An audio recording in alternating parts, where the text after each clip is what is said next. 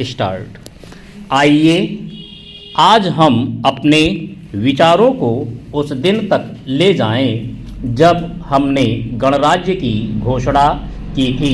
अपनी विकास की योजनाओं के संबंध में हमने वास्तव में काफ़ी प्रगति की है, परंतु क्या हम भारत के सब नागरिकों को दरिद्रता, अभाव तथा कष्ट से मुक्त करा पाए हैं? प्रकृति की शक्तियों को अपने अधीन करने और जनता के कल्याण के लिए उन्हें नियंत्रण में लाने की दिशा में भी हम आगे बढ़े हैं, किंतु हम यह नहीं भूल सकते कि कुछ महीने ही हुए हमें भारत के उत्तर पूर्वी प्रदेशों में भयानक बाढ़ का सामना करना पड़ा था, जिसके कारण यातायात के साधन छिन्न भिन्न हो गए और वहां की जनता को भारी हानि उठानी पड़ी।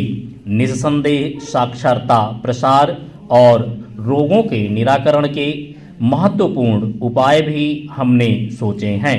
यद्यपि अभी भी देश के बहुत से भागों में निरक्षरता और बीमारी पर्याप्त मात्रा में दिखाई देती है, जन कल्याण की योजनाओं को हम बराबर आगे बढ़ाते रहेंगे।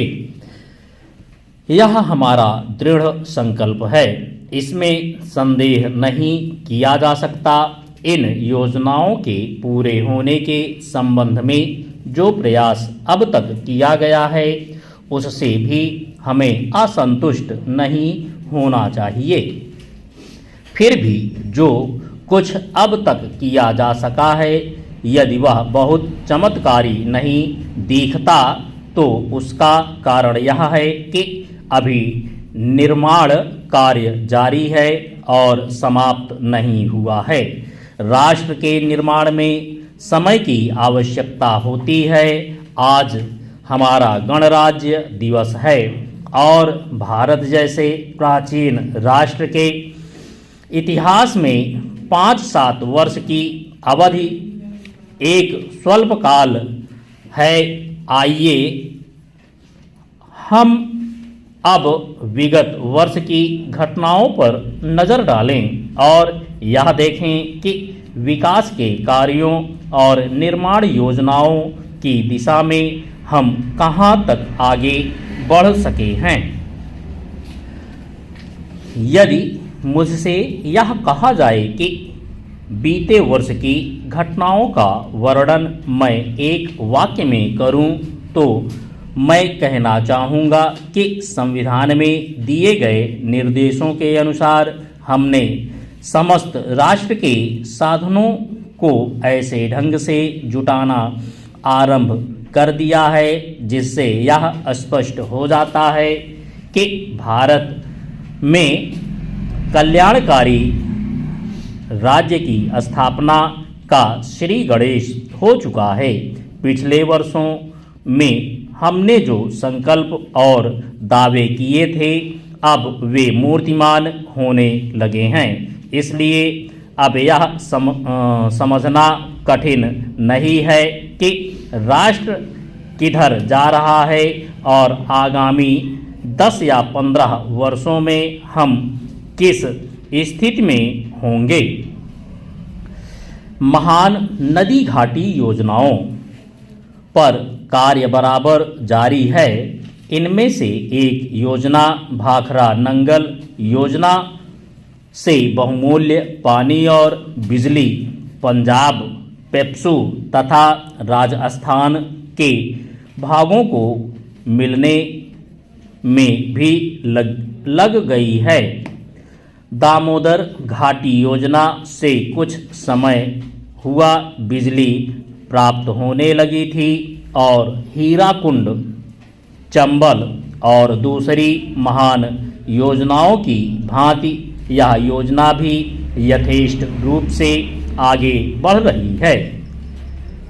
भाखड़ा नंगल योजना का प्रथम चरण समाप्त होने से अब यह स्पष्ट है कि इन महान योजनाओं के द्वारा देश में कितने महत्वपूर्ण परिवर्तन हो जाएंगे। महोदय, कोसी नदी, जिसे शोक और दुख का सूचक माना जाता है, इस वर्ष फिर अपने प्रकोप से महान हानि का कारण बनी। अब इस पर काबू पाने और इसकी उपद्रवी लीला समाप्त करने के लिए भी योजना तैयार हो गई है। इस योजना की रूपरेखा तैयार हो चुकी है और निर्माण का काम हाथ में लिया जा चुका है। आशा है इस योजना के निर्माण से बड़े पैमाने पर जनसाधारण को सेवाएं उपलब्ध होंगी। जब यह नया परीक्षण सफल होगा तो महान योजनाओं के निर्माण में और भारत की महान जनशक्ति के उपयोग के संबंध में हमारी जानकारी और अनुभव में महत्वपूर्ण वृद्धि होगी। औद्योगिकरण के क्षेत्र में उन्नति, उत्पादन में और अधिक समृद्ध और अधिक वृद्धि और भारत की प्रति व्यक्ति आय में वृद्धि विचाराधीन वर्ष की कुछ महत्वपूर्ण बातें हैं। औद्योगिकरण के साथ ही रोजगार के क्षेत्र को विस्तृत करने के प्रयत्न भी बराबर जारी हैं। कुटीर उद्योगों और घरेलू धंधों को प्रोत्साहन देकर औद्योगिकरण और रोजगार में समुचित संतुलन स्थापित करने का प्रयास किया जा रहा है। यह बात सभी स्वीकार करते हैं कि यदि भारत के जनसाधारण को उदासीनता और हार मानने की भावना से मुक्त करना है तो बढ़ती हुई बेरोजगारी को दूर करने का उपाय करना होगा। इस दिशा में घरेलू उद्योग धंधे बहुत से लोगों को आंशिक या पूर्ण उपयोगी काम देकर इस समस्या का बहुत कुछ समाधान कर सकते हैं। इसीलिए पंचवर्षीय योजनाओं में पुराने घरेलू उद्योगों को पुनर्जीवित करने और चालू कुटीर उद्योगों को प्रोत्साहन देने की व्यवस्था की जा रही है।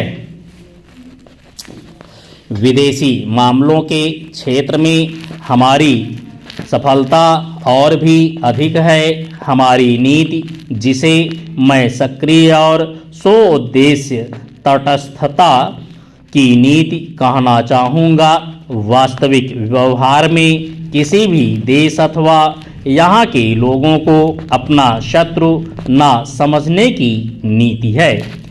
इस नीति के फलस्वरूप हमें विश्व शांति के पक्ष की कुछ सेवा करने का अवसर मिला है। हम प्रसन्न और आभारी हैं कि संसार के राष्ट्रों में भारत का स्थान इतना ऊंचा है। इंडो चीन निरीक्षण और नियंत्रण अंतर्राष्ट्रीय आयोग की अध्यक्षता हमने स्वेच्छा से स्वीकार की है और हमारे नागरिक यथासाध्य उस देश में शांतिपूर्ण निर्वाचन संबंधी समस्याओं का सामना कर रहे हैं। हम सभी राष्ट्रीय अथवा अंतर्राष्ट्रीय समस्याओं का निपटारा शांतिपूर्ण ढंग से चाहते हैं। मुझे बहुत प्रसन्नता है कि भारत में फ्रांसीसी बस्तियों की समस्या शांति और सद्भावना के वातावरण में सुलझ सकी है। शांतिपूर्ण प्रणाली की सफलता का वह एक महत्वपूर्ण उदाहरण है। दुर्भाग्य से भारत के पुर्तगाली बस्तियों की ऐसी ही समस्या को सुलझाने की दिशा में प्रगति नहीं की जा सकी है। मैं आशा करता हूँ कि पुर्तगाल इन बस्तियों में रहने वाले लोगों के स्वाधीनता के अधिकार को स्वीकार करेगा और फ्रांस और ब्रिटेन की सरकारों का अनुसरण करेगा। जैसे ही यह वर्ष समाप्त हो रहा है, हमने अपने सबसे निकट के पड़ोसी पाकिस्तान के साथ अपने संबंध में अपने सुखद परिवर्तन देखते हैं। पाकिस्तान के लिए हमारे हृदय में सदैव पूर्ण सद्भावना और शुभकामनाएं हैं।